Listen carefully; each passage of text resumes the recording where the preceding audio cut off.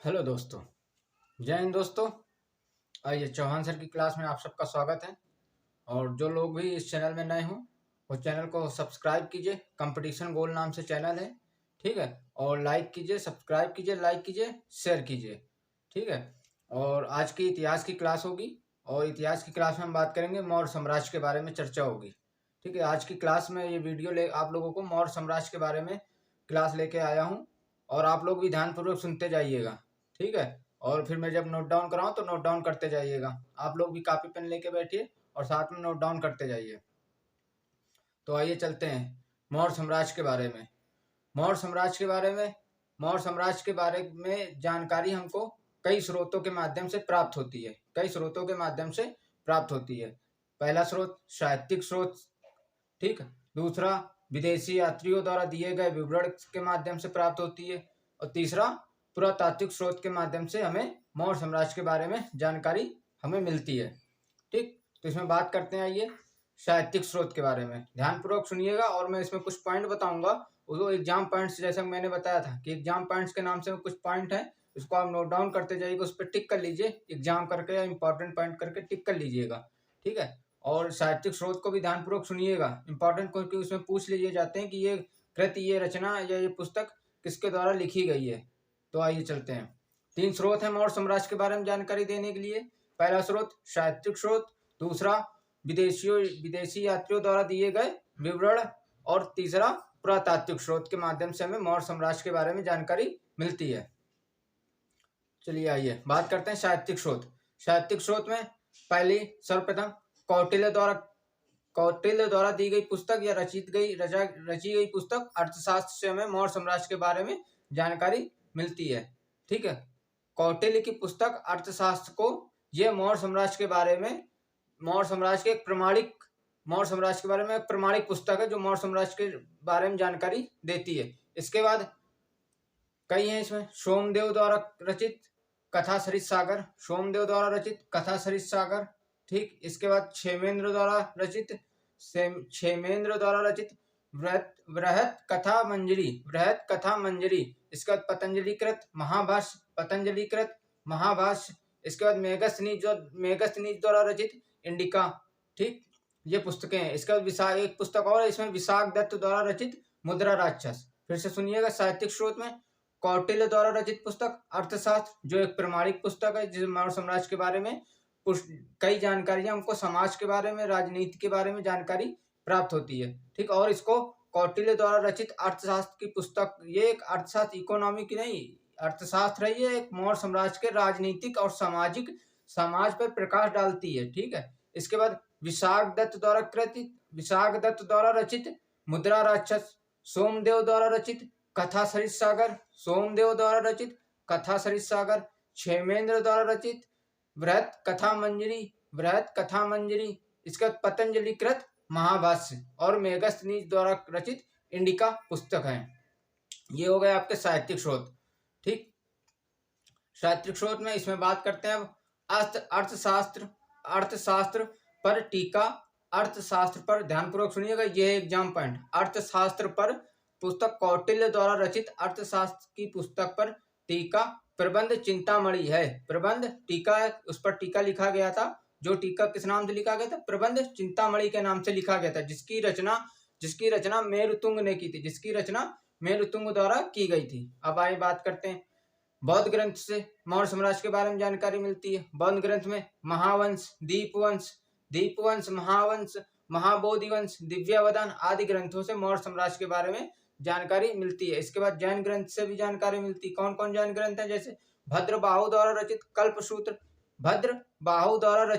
कल्पसूत्र और हेमचंद्र द्वारा रचित परिशिष्ट पर्वन। ये इंपॉर्टेंट है।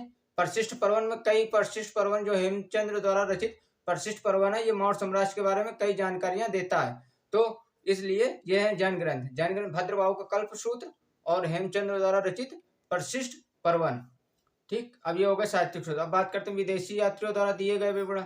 विदेशी यात्रियों में सर्वप्रथम सबसे महत्वपूर्ण मेगस्थनीज द्वारा रचित पुस्तक इंडिका है, जो कि इंडिया द्वारा में भ्रमण के समय आया था। तब इसने चंद्रगुप्त मौर्य के साम्राज्य के बारे में विस्तृत उल्लेख किया है। तो इसमें हमें मौर्य साम्राज्य के बारे में मेगस्थनीज द्वारा रचित इंडिका पुस्तक में मिल जाता है।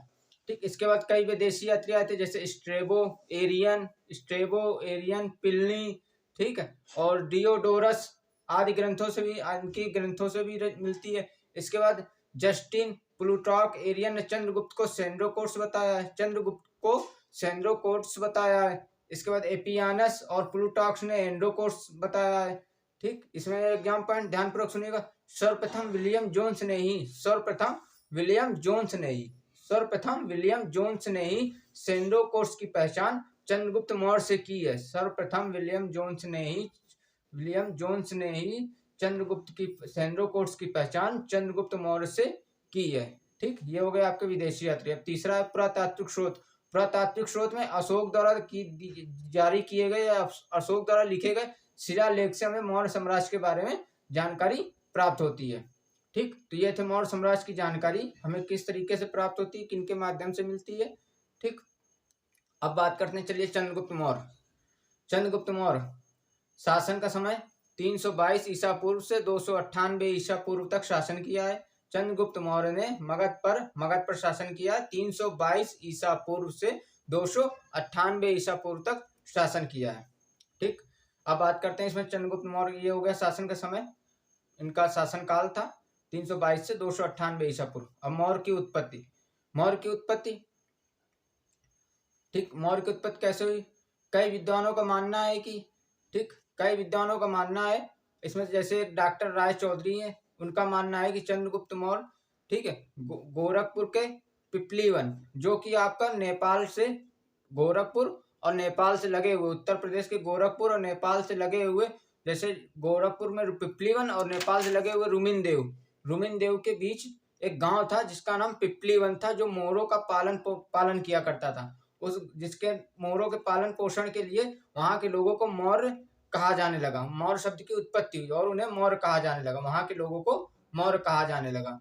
और इसमें आपका कई इसमें बौद्ध ग्रंथ और जैन ग्रंथ चंद्रगुप्त मौर्य को क्षत्रिय बताते हैं। और विशाख दत्त द्वारा रचित मुद्रा राक्षस में चंद्रगुप्त मौर्य को वृषल कुल का बताया है। वृषल कुल मतलब होता है निम्न कुल का बताया है। ठीक, इसके बाद बृहत कथा मंजरी और कथा सरित सागर में चंद्रगुप्त मौर्य को निम्न कुल का बताया, निम्न कुल में उत्पन्न हुआ बताया है। ठीक, तो ये होगा मौर्य की उत्पत्ति के बारे में। ज्यादा इसमें पुष्टि आपकी जो मैंने बताया वो डॉक्टर राय चौधरी के मतानुसार गोरखपुर के उत्तर प्रदेश के गोरखपुर जिले के पिपलीवन नामक गांव से संबंधित है। वहां क्योंकि वहां पे मोरों का पालन किया जाता था और वहां के लोगों को, जो मोरों के पालन करने के कारण वहां के लोगों को मौर्य कहा जाने लगा, जिसके कारण मौर्य शब्द की उत्पत्ति हुई। ठीक, गोरखपुर के पिपलीवन में, ठीक, मोरों का पालन किया था, जो कि नेपाल के रूमिनदेव से लगा हुआ है। ठीक, आइए अब चलते हैं चंद्रगुप्त मौर्य। चंद्रगुप्त मौर्य भारत का प्रथम साम्राज्य निर्माता था। इसने सर्वप्रथम चंद्रगुप्त मौर्य भारत का प्रथम साम्राज्य निर्माता था। ठीक, चंद्रगुप्त मौर्य ने सर्वप्रथम सिंध और पंजाब को विदेशी दासता से मुक्ति दिलाई थी। या ये कह सकते हैं यूनानियों से, विदेशी दासता अर्थात यूनानियों से मुक्त कराया था। उत्तर पश्चिम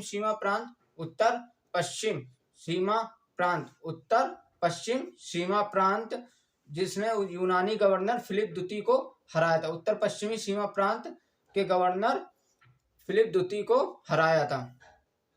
ठीक, अब बात करते हैं, आइए चलते हैं आगे। इसने चंद्रगुप्त मौर्य की माता का नाम मूरा था। ठीक है, मूरा ये वहां से इनके पिताजी ने इनका त्याग कर दिया था। ठीक है, इनकी माता का त्याग कर दिया था। इनकी माता वहां से पाटलिपुत्र में आकर रहने लगी। पाटलिपुत्र उस समय मगध की राजधानी थी। मगध पर घनानंद का शासन था। ठीक, जहां पर इन्होंने चंद्रगुप्त मौर्य को एक बालक को जन्म दिया जिसका नाम चंद्रगुप्त पड़ा। ठीक, चंद्रगुप्त का पालन पोषण एक चरवाहे ने किया था। चरवाहे ने बाद में शिकारी को बेच दिया था। शिकारी के यहाँ ये वहां के जानवरों को उनकी देखरेख करता था। ठीक, और वहीं पे राजसी खेल खेला करता था। खेल में वो राजा बन जाता था, जिस पर खेल खेल में वो चंद्रगुप्त राजा बन जाता था। जिस पर चाणक्य की नजर पड़ी और चाणक्य के उसके खेल से प्रभावित होकर उसके हुनर को देखकर चाणक्य ने इसे शिकारी से खरीद लिया और अपने साथ तक्षशिला ले गया था। चाणक्य इससे अपने साथ तक्षशिला ले गया था। चाणक्य मगध का पाटलिपुत्र में आना जाना था। वाद विवाद और ज्ञान प्राप्ति के लिए चाणक्य पाटलिपुत्र आते जाते रहते थे।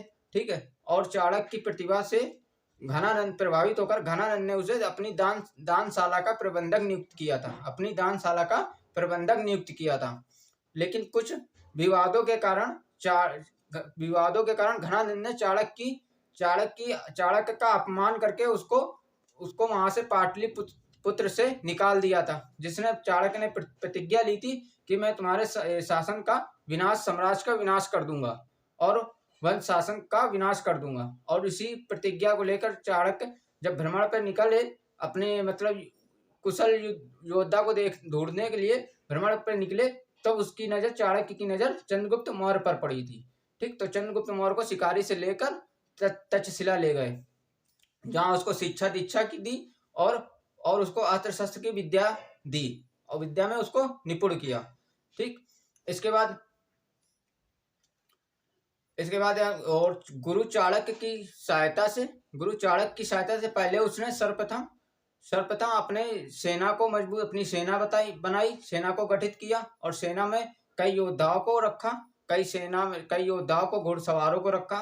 ठीक। इसके बाद अपने गुरु चाणक्य की सहायता से उसने मगध पर घनानंद का विनाश करके ठीक है, और उस पर मगध पर शासन पर अधिकार कर लिया। घनानंद की हत्या करके शासन पर अधिकार कर लिया। गुरु चाणक्य की सहायता से घनानंद की हत्या करके मगध पे शासन कर लिया।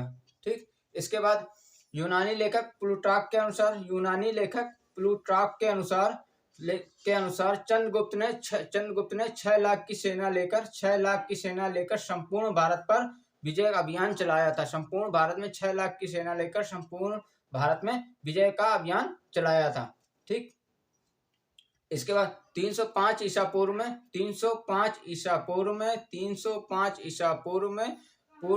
चंद्रगुप्त ने जब फिलिप सिकंदर यहाँ भारत से वापस चला गया था, तो अपने भारत के विजित राज्यों को सेल्यूकस को सौंपकर भारत से वापस चला गया था। तो 305 ईसा पूर्व में चंद्रगुप्त ने सेल्यूकस निकेटर से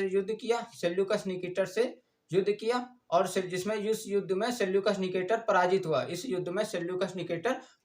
किंतु दोनों में संधि समझौता हो जाने के कारण सेल्यूकस ने अपनी पुत्री कार्नेलिया का विवाह चंद्रगुप्त मौर्य से किया। ध्यानपूर्वक सुनिए, कार्नेलिया से लिया। क्या लिया? दहेज स्वरूप, उपहार स्वरूप 4 राज्य काबुल, कंधार, हेरात, मकरात उपहार स्वरूप चंद्रगुप्त मौर्य को दिए। ठीक। कार्नेलिया से विवाह किया। कार्नेलिया का एक और नाम हेलेना है। ध्यानपूर्वक सुनिएगा, कार्नेलिया का एक नाम और है हेलेना है। ठीक। हेलेना भी कह सकते हो। क्या है हेलेना? कार्नेलिया से लिया। क्या लिया? काबुल, कंधार, हेरात, मकरात उपहार स्वरूप लिए। ठीक। और चंद्रगुप्त ने सेल्यूकस को 500 हाथी इधर से भेंट किए थे। ठीक। और सेल्यूकस ने अपने राजदूत मेगस्थनीज को चंद्रगुप्त मौर्य के दरबार में भेजा था। ठीक। इसके बाद चंद्रगुप्त मौर्य का साम्राज्य विवाह हो जाने से चंद्रगुप्त मौर्य का साम्राज्य का विस्तार हुआ। साम्राज्य का विस्तार कैसे? चंद्रगुप्त मौर्य का साम्राज्य उत्तर पश्चिम में ईरान से लेकर पूर्व में बंगाल तक और उत्तर में कश्मीर से लेकर दक्षिण में उत्तरी कर्नाटक मैसूर तक फैला हुआ था। ठीक। बंगाल में विजय का अभियान। बंगाल में चंद्रगुप्त मौर्य के साम्राज्य के बारे में जानकारी ध्यानपूर्वक सुनिएगा, इंपॉर्टेंट है। बंगाल में चंद्रगुप्त मौर्य की विजय अभियान की जानकारी हमको महास्थान नामक अभिलेख से मिलती है। ठीक। महास्थान नामक अभिलेख से चंद्रगुप्त मौर्य की बंगाल में विजय की जानकारी मिलती है। इसके बाद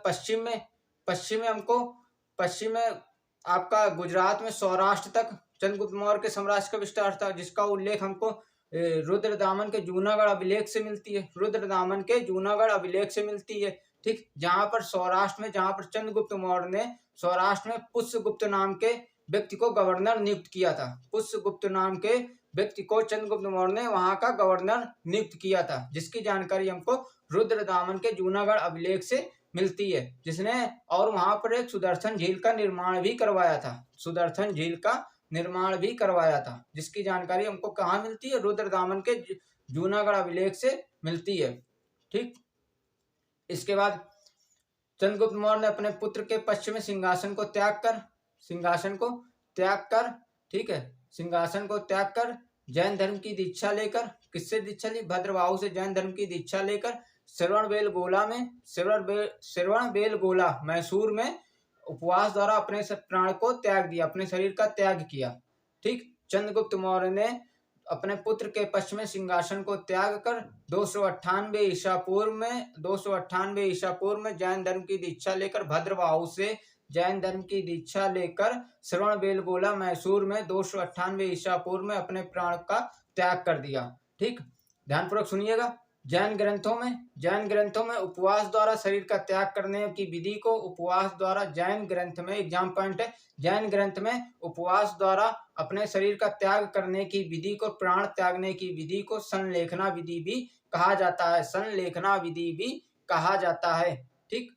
चंद्रगुप्त मौर्य के शासन के अंतिम समय में मगध पे 12 वर्षों का अकाल पड़ा था, 12 वर्षों का अकाल पड़ा था, ठीक। अकाल की राहत और इस अकाल के बारे में जानकारी, अकाल पड़ा था तो चंद्रगुप्त मौर्य ने अपने राहत सामग्री, अकाल पड़े हुए समय में चंद्रगुप्त मौर्य ने राहत सामग्री का वितरण किया था, जिसकी जानकारी हमको गोरखपुर के सैगोरा अभिलेख से, सैगोरा स्थान से प्राप्त होती है, जिसके राहत